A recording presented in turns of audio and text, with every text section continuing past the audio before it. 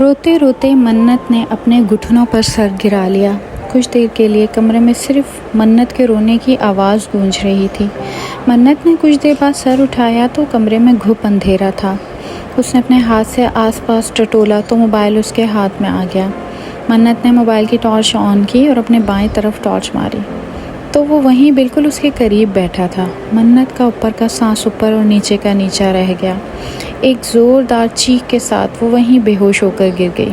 منت منت اٹھو بیٹا، سائرہ بیگم نے اس کے منہ پر پانی کے چھینٹے مارے۔ منت کی پلکوں میں جنبش ہوئی۔ منت نے آہستہ آہستہ آنکھیں کھولیں تو خود کو بیڈ پر لیٹا پایا۔ طلحہ اور ادا کے علاوہ سب گھر والے اس کے آس پاس کھڑے تھے۔ منت ان سب کو خالی خالی نظروں سے دیکھنے لگی۔ بیٹا کیا ہوا تھا تمہیں؟ سائرہ بیگم نے اس کے چہرے پر ہاتھ پھیرتے ہوئے پوچھا۔ منت کو کچھ دیر پہلے والا واقعہ یاد آیا۔ اس کے چہرے پر خوف نے جگہ لے لی۔ منت بیٹا طبیعت ٹھیک ہے نا تمہاری؟ سائرہ بیگم پریشان ہو گئی۔ ہاں امی میں ٹھیک ہوں، منت اٹکتے ہوئے بولی۔ بے ہوش کیسے ہو گئی پھر؟ حمزہ اس کے پاس بیٹھتے ہوئے بولا۔ وہ تھکان کی وجہ سے چکر آ گئے تھے، منت نے سر پر ہاتھ رکھ کر کہا۔ اچھا چلو تم یہاں آرام کرو، ہم سب جاتے ہیں، اور اگر طبیعت زیادہ خراب ہے تو ڈاکٹر کے پاس چلیں، حمزہ نے فکر مندی سے کہا۔ نہیں بھائی میں بالکل ٹھیک ہوں، منت پھیکی مسکراہٹ مسکرائی۔ ٹھیک ہے آرام کرو۔ حمزہ اور سب کمرے سے چلے گئے سوائے سائرہ بیگم کے۔ وہ وہیں منت کے پاس بیٹھ گئیں۔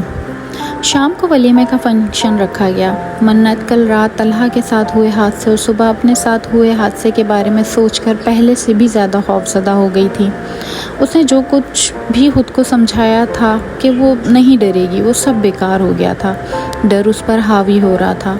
مہمانوں کی موجودگی کی وجہ سے اس کا مجھ سے سامنا کم ہو رہا تھا، لیکن سب چلے جائیں گے تو پھر میرے پاس آئے گا، تب میں کس طرح اس کا سامنا کروں گی؟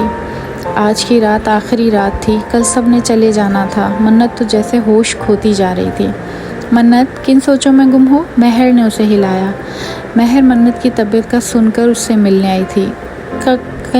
کہیں نہیں، منت نے چونک کر کہا۔ منت یا کیا ہو گیا ہے تمہیں؟ ایسی کیوں ہو گئی ہو؟ ایک نظر ڈالو خود پر، کیسی ہوتی جا رہی ہو؟ مہر پریشانی سے گویا ہوئی۔ کچھ نہیں، منت نے سر جھکا لیا۔ کوئی بات ہے تو بتاؤ نا، شیئر کرو، مہر نے اس پر زور دیا۔ کچھ بھی نہیں۔ کچھ دیر خاموشی کے بعد منت پھر آہستہ سے بولی۔ مہر تعصب سے اسے دیکھنے لگی۔ مہر جانتی تھی کہ کوئی تو بات ہے جو منت کو پریشان کرے، لیکن وہ کیا بات تھی یہ وہ نہیں جانتی تھی۔ ولیمے کے فنکشن میں وہ بہت غائب دماغی سے شریک ہوئی۔ طلحہ نے بہت جاننے کی کوشش کی کیا ہوا ہے، لیکن اس کا ایک ہی جواب تھا، کچھ نہیں۔ سائرہ بیگم اسے یوں دیکھ کر پریشان ہو گئی۔ پہلے بھی کئی بار وہ اس کے سامنے آیا تھا، لیکن اس بار وہ اسے کچھ زیادہ ہی خوفزدہ ہو گئی تھی، کیونکہ شاید وہ اس بار جان گئی تھی کہ وہ کچھ بھی کر سکتا ہے۔ ہال سے واپس آ کر منت سائرہ بیگم کے کمرے میں سونے چلی گئی تھی، اور یہ بات اسے بالکل پسند نہیں آئی تھی۔ منت، رات کے آخری پہر منت کو آواز سنائی دی۔ وہ یہ آواز کیسے بھول سکتی تھی؟ اس نے جھٹ سے آنکھیں کھولی۔ منت کی دوسری طرف دیکھا تو وہ سائرہ بیگم کے سرہانے کھڑا تھا، ہمیشہ کی طرح کالے لباس میں، لہو ٹپکاتی آنکھیں، اور اس کی ہلکی روشنی میں بھی وہ اس کو صاف دیکھ سکتی تھی۔ چہرے پر وہی خوفناک مسکراہٹ سجائے وہ اسے دیکھ رہا تھا۔ اس کے ہاتھ میں ایک چاقو تھا اور چاقو کی نوک پر انگلیاں پھیر رہا تھا۔ دیکھتے ہی دیکھتے اس نے سائرہ بیگم کے پیٹ میں چاقو گھونپ دیا۔ امی! منت زور سے چیخ کر اٹھ گئی۔ کیا ہوا منت؟ سائرہ بیگم اس کی چیخ کی آواز سے جاگ گئی۔ منت نے ان سے لپٹ کر رونا شروع کر دیا۔ کیا ہوا منت؟ کوئی برا خواب دیکھا ہے؟ کیا ہوا بتاؤ تو صحیح۔ سائرہ بیگم پریشان ہو گئی۔ منت بس روئی جا رہی تھی۔ منت کچھ تو بتاؤ بیٹا۔ سائرہ بیگم کا دل کٹ رہا تھا اس طرح اسے روتا دیکھ کر۔ کچھ دیر بعد وہ ان سے الگ ہوئی۔ سائرہ بیگم نے اسے پانی پلایا۔ اب بتاؤ کیا ہوا؟ سائرہ بیگم نے پیاس اس کے بالوں پر ہاتھ پھیرا۔ منت نے اذبات میں سر ہلا دیا۔ اچھا چلو، بس خواب تھا، سو جاؤ۔ سائرہ بیگم نے ابھی اور کچھ پوچھنا مناسب نہ سمجھا۔ منت لیٹ گئی اور آنکھیں موند لی۔ یا اللہ، میری بچی کو نہ جانے کس کی نظر لگ گئی ہے، تو اس کی حفاظت فرما۔ سائرہ بیگم اپنے رب کی بارگاہ میں دعا کرنے لگیں، اور رب بے شک دعا کو قبول کرنے کا اختیار رکھتا ہے، اور منت کا ماتھا چوم کر اس کے برابر میں لیٹ گئیں۔ آج سب کے بہت روکنے کے باوجود منت کالج آ گئی تھی۔ منت اپنی سوچوں میں گم تھی جب مہر نے اسے ہلایا۔ ہاں، منت جیسے ہوش میں آتے ہوئے بولی، یار آنٹی کو کال کر کے کہہ دے آج تجھے آنے میں دیر ہو جائے گی۔ مہر نے کہا، لیکن کیوں؟ منت نے پوچھا۔ مجھے کچھ کام ہے، تم میرے ساتھ چلنا، مہر نے بتایا۔ کیسا کام؟ منت نے پوچھا۔ بس ہے کچھ، تو کہہ دینا آنٹی کو، ٹھیک ہے؟ مہر نے اسے دیکھتے ہوئے کہا۔ اوکے، منت نے سر ہلا دیا۔ کالج سے واپسی پر مہر منت کو لے کر مزار پر آ گئی۔ یہاں کیا کام ہے تمہیں؟ منت نے سامنے دیکھتے ہوئے پوچھا۔ ہے بس کچھ کام، چلو تم، مہر نے سنجیدگی سے کہا اور اسے مزار کے اندر لے گئی۔ منت اور مہر دونوں اندر چلی گئی اور وہ وہی مزار کے باہر کھڑا رہ گیا۔ مہر اور منت نے مزار پر دعا مانگی، پھر مہر منت کو لے کر مزار کے کونے میں آ کر بیٹھ گئی۔ اب بتاؤ کیا مسئلہ ہے تمہارے ساتھ؟ مہر منت سے سختی سے پیش آ رہی تھی، اس میں منت کی ہی بہتری تھی۔ کچھ نہیں، منت سر جھکا گئی۔ تم سب کو پاگل بنا سکتی ہو، مجھے نہیں۔ بتاؤ اب کیا ہوا ہے؟ بھروسہ نہیں ہے مجھ پر؟ مہر جذباتی ہو گئی۔ ہے، منت آہستہ سے بولی۔ پھر؟ مہر نے اس کا چہرہ اوپر کیا۔ دیکھو منت، میں جانتی ہوں کوئی تو بات ہے جو تمہیں پریشان کر رہی ہے، کچھ تو ہے ایسا، تم ایسی نہیں تھی جیسی اب ہو۔ تم کافی دیر خاموش بیٹھی رہتی ہو، چوک جاتی ہو، ہر وقت گم رہتی ہو۔ میں نے اکثر تمہارے چہرے پہ خوف دیکھا ہے۔ تم کس سے ڈرتی ہو؟ کوئی پریشان کر رہا ہے؟ بتاؤ کچھ تو پلیز میری جان، ایسے کب تک اکیلے برداشت کرو گی؟ پلیز شیئر کرو مجھ سے، تمہیں کس سے ڈر لگتا ہے؟ بتاؤ مجھے۔ وہ جو کوئی بھی ہے یہاں نہیں آ سکتا، مہر نے اسے پیار سے سمجھاتے ہوئے پوچھا۔ وہ کافی مہینوں سے میرے پیچھے پڑا ہے، منت نے چہرہ اٹھاتے ہوئے کہا اور اس کی آنکھوں میں آنسو تھے۔ کون پیچھے پڑا ہے؟ مہر نے پوچھا۔ معلوم نہیں وہ کون ہے، وہ کیا چاہتا ہے، میں نہیں جانتی، بس وہ ہر وقت میرے آس پاس رہتا ہے، منت نے روتے ہوئے کہا۔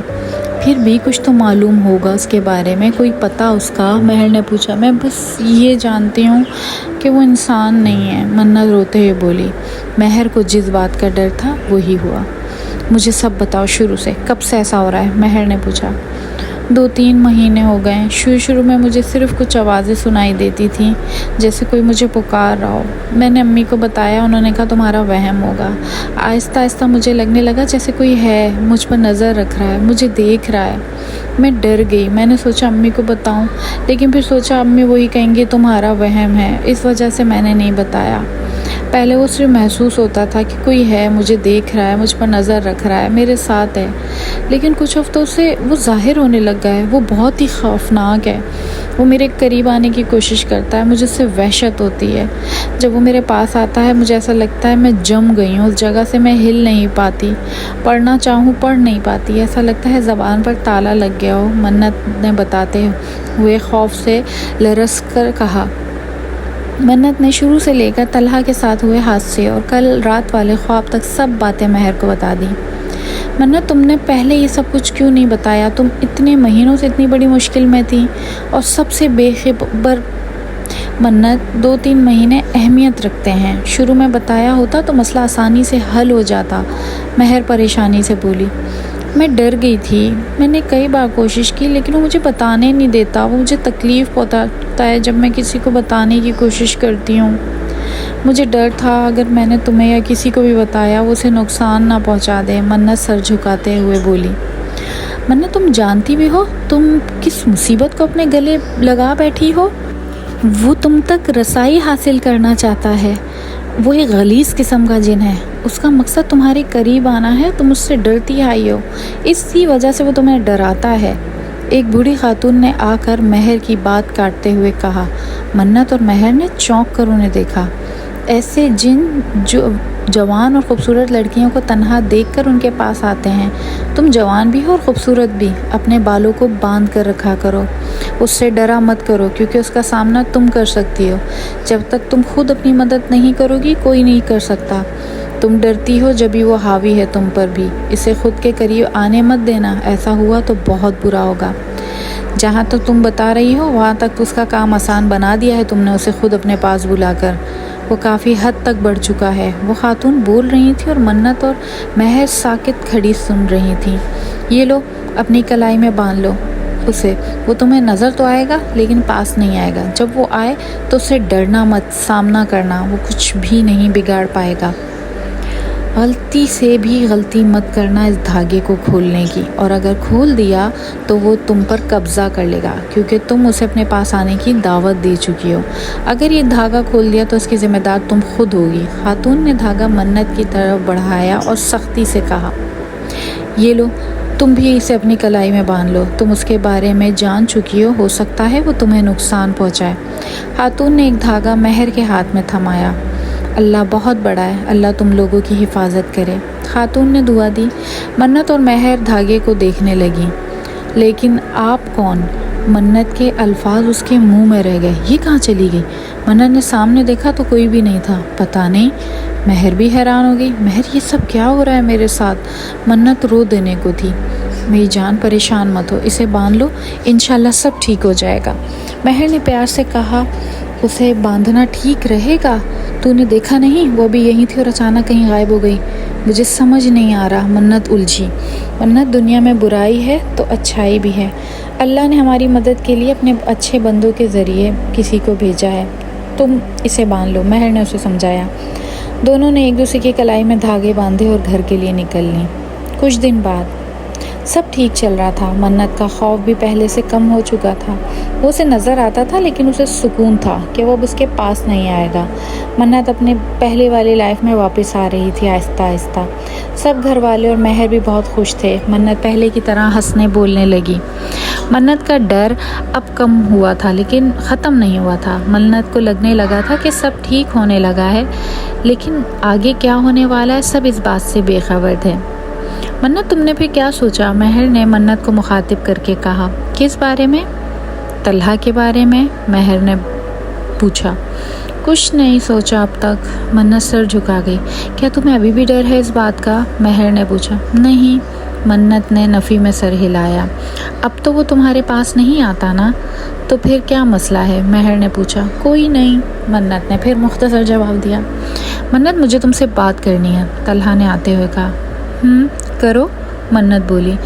میں جاتی ہوں، مجھے کام ہے کچھ۔ مہر آنکھ مارتی ہوئی وہاں سے چلی گئی۔ تم نے میری بات کا اب تک جواب نہیں دیا۔ طلحہ معمول کے خلاف سنجیدہ نظر آ رہا تھا۔ کون سی بات کا؟ منت نے انجان بنتے ہوئے کہا۔ طلحہ نے اسے گھورا۔ اچھا، میں سوچ کر بتاؤں گی، منت ادھر ادھر دیکھتے ہوئے بولی۔ کل رات تک کا وقت ہے، جتنا سوچنا ہے سوچ لو، طلحہ نے کہا۔